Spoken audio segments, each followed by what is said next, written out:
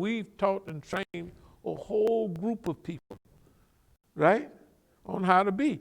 Yeah, the people that's trying to take us out, they done learned. They done learned that it's people like us that's got sense. Niggas got sense. They done learn that. They done learn. We got a whole team. We got an Oakland team. We got a New York team. We got a global team. And we can't take one nigga out. Something is wrong. And we let them know. That's what we let them know. Y'all on a weak team, boy, look at here. If all of y'all can't do nothing with a go-ahead, and that's why we had to build up that I got a whole stack of arrests from in Oakland. Yeah, with pictures of the people standing there, right?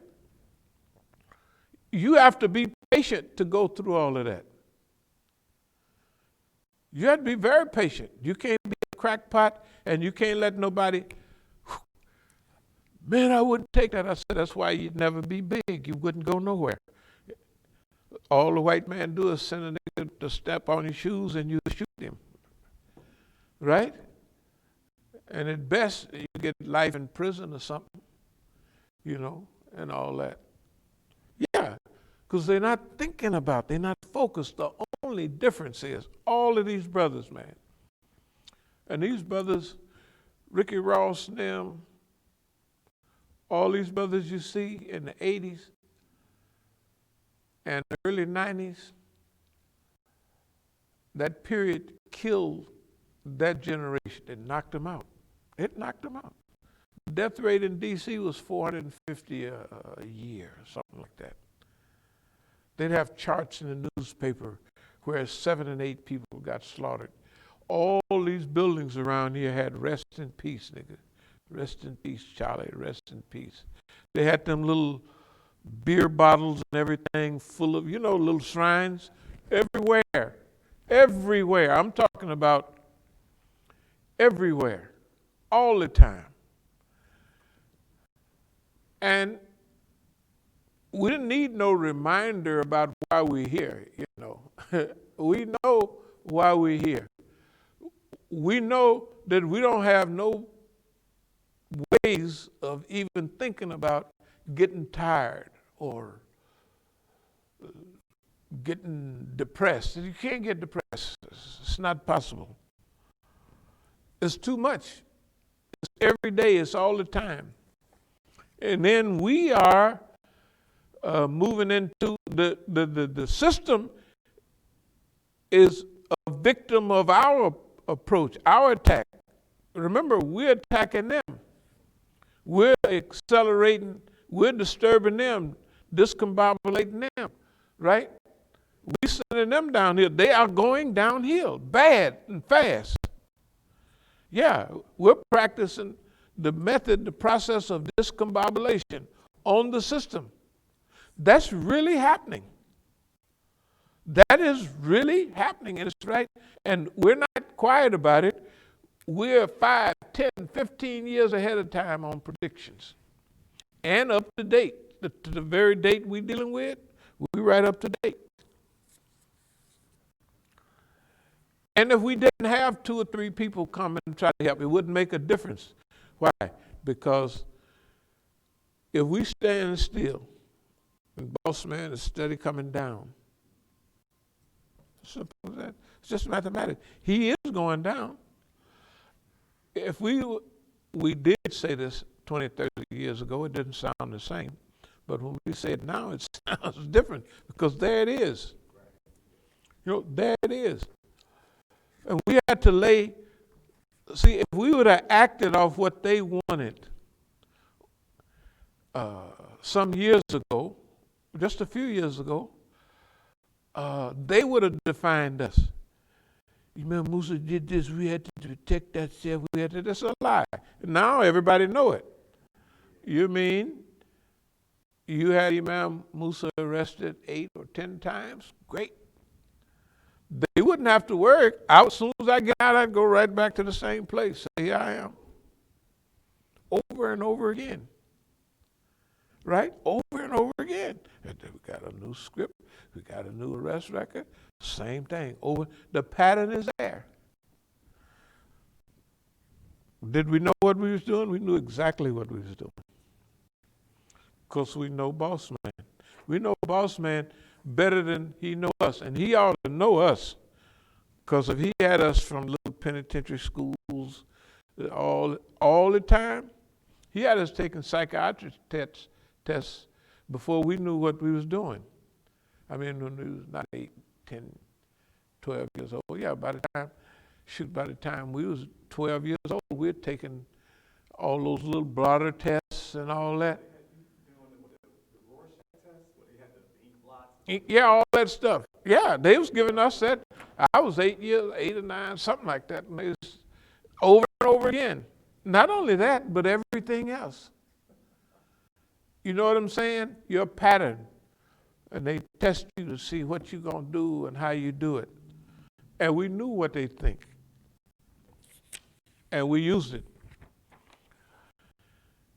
And as far as people are concerned, at first you may be all alone. But like business, there's a period when you work and struggle and strive, and then things pick up. And sometimes they go into an explosion. That's the way what we have to be ready for. We have to be ready for the explosion, but a real explosion, when it's things increase not mathematically, but geometrically. Not multiplication and division and addition. No. Boom! The whole thing just blew the top. I feel that's getting close. Because the things are happening in the environment.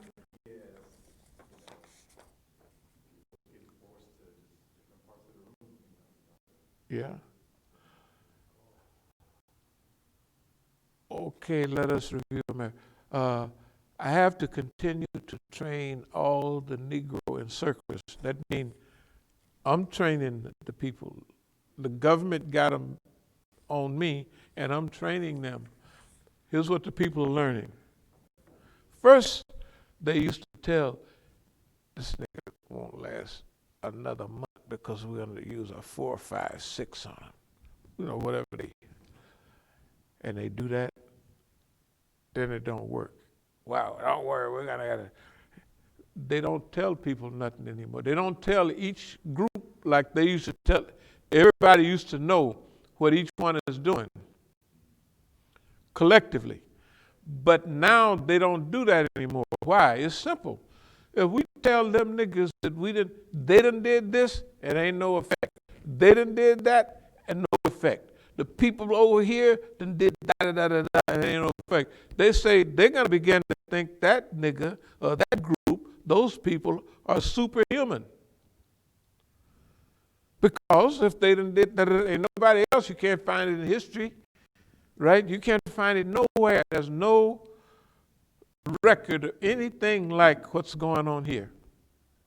None. I don't care. You go to the library, you can find 1 or 2 pages, so-and-so this, Malcolm that, King that, but there's nowhere you can go and find hundreds of DVDs, right, on this subject, over and over and over again. Okay. Now you got to remember, here's how we see it. They're trying to send their people after us, and we're training them. Yeah, the visitors, the monitors, we're training them. Yeah. And then people realize, he's a nigga, I'm a nigga, he can do it. Right? It's simple. You can't keep that under wraps but so long. And you don't have no attitude, and you don't have none of that. And you're not bad people, you're good people, you just made a mistake. You came in and looked at all this and thought, well, I'll just get in on this. Everybody would do that, right? Who would come in, born out of their mama's womb and run around and go to college and say, I want to be a part of the global movement, and nobody would do that. They would go and they said, oh, I got a degree in such and such, right? I'm going to be whatever my degree, I'm going to do that. That ain't bad. What else would anybody do? Well, that's why almost everybody, they don't know what else would they do. How many people would come here and say, I don't like that, I'm going to fix this. I don't like that, I'm going to fix that. Let me go get with somebody to fix, because they done watched enough TV, read enough newspapers, and stumbled on enough them 60 Minutes or this type of program or Frontline, any of it will tell you, you do that, you won't be around here too long. Right? Everybody knows the rules. Yeah. They know the rules. So, no, we're training, we have trained a good group of people, but that was the last generation. They haven't moved on it. They haven't moved on it. I saw the niggas get old. They grew old. The whole group. I'm the oldest, but them niggas is old now. When I go to California and I'm running down the hill, I see somebody chugging down the hill, used to have wavy, curly hair, half bald-headed and everything. And I just say, yeah, you spent your whole damn life. You know, because remember now, this has been going on not 60 years, but almost. And I've been dealing with it consciously for 55 years. That I know what I'm doing 55 years. I know what this is. But each step you get a little further along. So by the time you get to 40 years ago, I had the whole game. That's why when I was in prison, I was studying for this. Half of this is stuff that I wrote down back then. I was studying for the work. So when I came out, I knew what I was going to be up to because I was in prison with all the movement people and everything like that. And so they teach, you teach each other. So you know what to expect. Okay, lesson from Korea, Gulf War, Afghanistan, Venezuela, all of it, Venezuela. They used to tell a South American country, you're going to follow what I say or that's it. It ain't happening no more. Not no more. Then they picking on big people like China and all that, and people ask us dumb questions. How honest are the Chinese? Hell, the Chinese got to fight their own battle. They got to fight their own knives. When they start getting big, they got to say, well, the Africans is our brother. We're gonna flood them with Chinese, or we're gonna help them. They have to go through that. But one thing I do know, ain't nobody gonna help the nigger but the Negro. People don't go around, let me find somebody to help be free. They ain't gonna do it. You the prayingest child I ever seen. Yeah, look at you. You the prayingest girl I ever seen, I'm telling you. So, Negrodiscombobulator.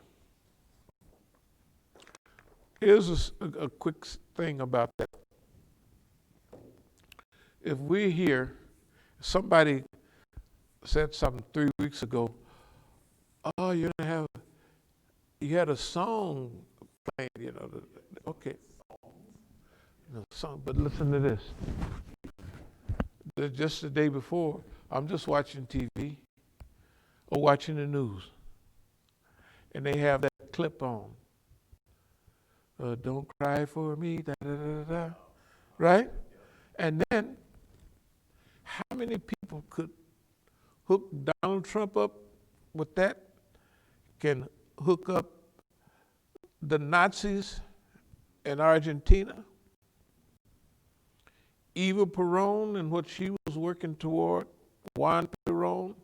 Now, when I was down there, Juan Perón was still alive. In fact, he ran for president. He might have made it in the early 70s, but he had a new wife. Anyway, or somebody that travels so much at a certain time in those countries, in Bolivia, in Ecuador, in Peru, in all of those countries where the Nazis went to. In fact, I mentioned that went to a club one night. The first night I was in La Paz, Bolivia, and that was Italian, that was a German, and then that was Italian, German, Italian. So German and Japanese guy. Everybody lost World War II. And they just float up to me and want to put me up on everything. Can you imagine people floating up next to me all over the world? I said, oh, welcome. Like, no, I never said, man, you're the police, except one guy in Peru. He said, well, I got my stripes on my shoulder. He knew that I knew he was a police. So he was just joking. He said, yeah, here's my stripes on. I said, that's all right, young white boy. Okay, I'm trying to tell you. We've been doing this so long, it's second Negrodiscombobulator.